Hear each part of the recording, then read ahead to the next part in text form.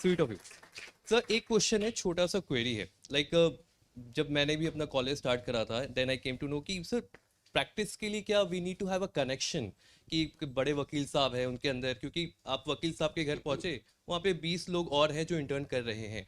So how would you get a spot first of all that, and if by any how I am very good with knowledge, everything is good, but मुझे नहीं opportunity मिली एक अच्छा senior मिलने से, तो sir what should I do in that? ठीक है, यहां पर काम आता है स्मार्ट वर्क। ठीक है, 20 जूनियर हैं, कोई बात नहीं। एक एक एक बुक है, लाओ त्से ने लिखी थी, ताओ, चाइनीज फिलॉसफी है। उसमें एक बहुत अच्छी बात कही थी कि एक जो नदी है जब स्टार्ट होती है ना, उसको समंदर में जाने का रास्ता पता नहीं होता है। पता होता है क्या? नहीं पता होता है, बट कोई आकर्षण होता है जो उस नदी को समंदर तक खींचता है ना। रास्ते में बहुत बड़े बड़े पहाड़ आते हैं, क्या वो नदी पहाड़ से टकराती है? नहीं, वो उसके बगल से निकल जाती है। यही करना है। अगर 20 जूनियर हैं, उनसे कंपटीशन क्यों करना है? उनसे लड़ना क्यों है? हमारे दिमाग में सबसे पहले ये क्वेश्चंस लोग पूछते हैं कि इतने बड़े बड़े धुरंधर ऑलरेडी सुप्रीम कोर्ट में है, आपका क्या होगा? मैं नदी हूं, मैं बगल से निकल जाऊंगा, मुझे क्यों लड़ना है किसी से? आप अगर फर्स्ट जनरेशन लॉयर हैं, आपको कॉम्पीट क्यों करना है? आपको उससे लड़ाई क्यों करनी है? आप उन पहाड़ को दोस्त बना के रास्ता भी तो पूछ सकते हैं ना। वही आपको अपनानी है। अगर 20 जूनियर हैं, सबसे पहले वहां पर काम आता है स्मार्ट वर्क। ओके, जैसे अभी कुछ दिनों पहले मेरा डिस्कशन चल रहा था इंटर्न्स के साथ में ही, उसमें ये डिस्कशन हो रहा था कि फाइल कैसे पढ़ना है। जैसे आज अगर किसी सीनियर के पास में 10 मैटर लगे हुए हैं कल, ठीक है, कोई भी इंटर्न आता है या कोई भी जो न्यू लॉयर्स आते हैं, वो पूरी की पूरी उनको एक फाइल दे दी गई कि ये फाइल पढ़ो, उन्होंने पूरी की पूरी फाइल पढ़ना स्टार्ट कर दिया। ठीक है, ये स्मार्ट वर्क नहीं है। सबसे पहले आपको पूरी की पूरी कहां से फाइल स्टार्ट करोगे आप पढ़ना? एक क्वेश्चन आता ना कि सर कहां से स्टार्ट करना है, इंप्यून ऑर्डर से पढ़ना है, सिनॉप्सिस से पढ़ना है? नहीं, आपको सबसे पहले फाइंड आउट करना है मैटर किस स्टेज में है। कैसे पता चलेगा? Read the last order.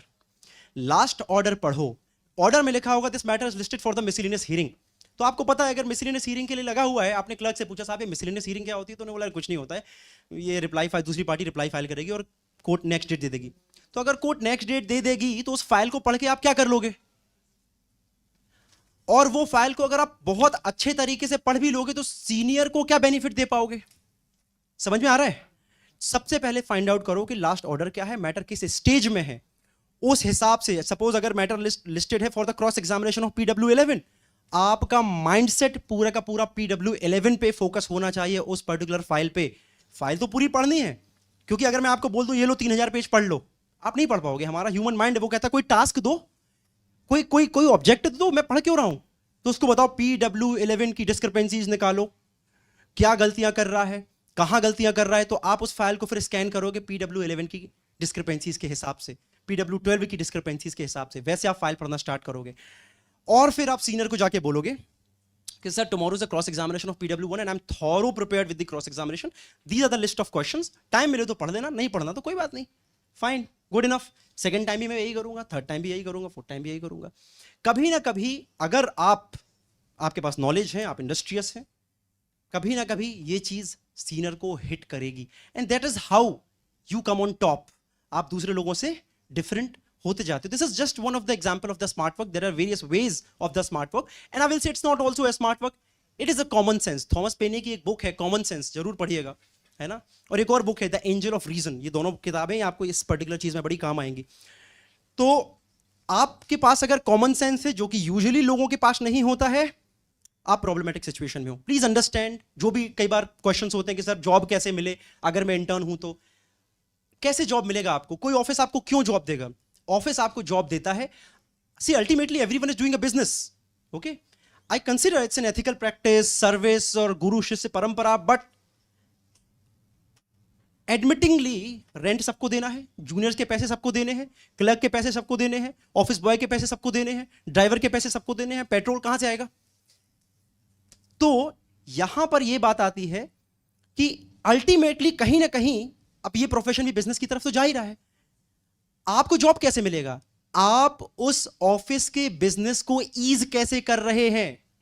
अगर आप ईज नहीं कर रहे हैं टास्क को, और अगर बर्डन बन रहे हैं, तो आपको जॉब नहीं मिलेगा, एज सिंपल एज दैट। कई सारे इंटर्न्स आते हैं, वो डायरेक्टली क्वेश्चंस करते हैं, सर कल कहाँ जाना है, कहाँ मैटर लगा हुआ है। As I told you in the beginning 2 questions before, ये क्वेश्चंस किससे पूछा जाना चाहिए था, आपको पता होना चाहिए।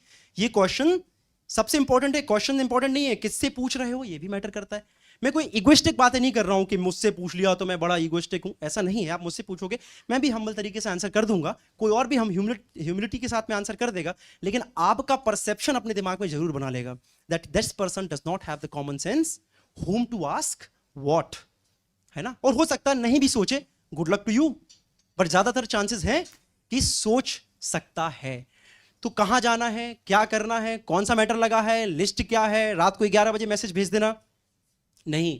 अगर आपके पास फाइल है, प्लीज रिमेंबर, परसों के मैटर्स आपको आज पढ़ने हैं, क्योंकि कल के मैटर तो सीनियर्स पढ़ रहे होंगे आज। तो आपके पास अगर कोई हार्ड कॉपी में बिलीव करता है, हार्ड कॉपी फाइल की, तो फिर आपके पास फाइल नहीं रहेगी। आपके पास फाइल नहीं रहेगी तो आप फिर मैटर को असिस्ट कैसे कर पाओगे, असिस्ट नहीं कर पाओगे तो ईज कैसे कर पाओगे। आप सोचिए ना, अगर आप किसी ऑफिस में गए, आपने बोला कि sir tomorrow we have 11 matters listed and I have read the files of this, और ये मैटर्स फाइनल आर्गुमेंट के लगे हैं जिसमें ये जजमेंट्स हैं, अगर आप बोलेंगे तो मैंने ये फाइंड आउट किया है और मैं आपको ये भेज देता हूँ, है ना। तो सीनियर बोलेगा ठीक है मैं देख लूंगा। क्या किया आपने, आपने काम को ईज किया। इसी की जगह पर अगर आप दूसरी चीज बोलते, सर कहाँ जाना है, कितने बजे जाना है, सर मैं 15 मिनट लेट हो रहा हूँ, मैं आ रहा हूँ, मैं आ ही रहा हूँ, बस मैं पहुंच गया। क्या कर रहे हो आप बर्डन बन रहे हो, आपको जॉब नहीं मिलेगा।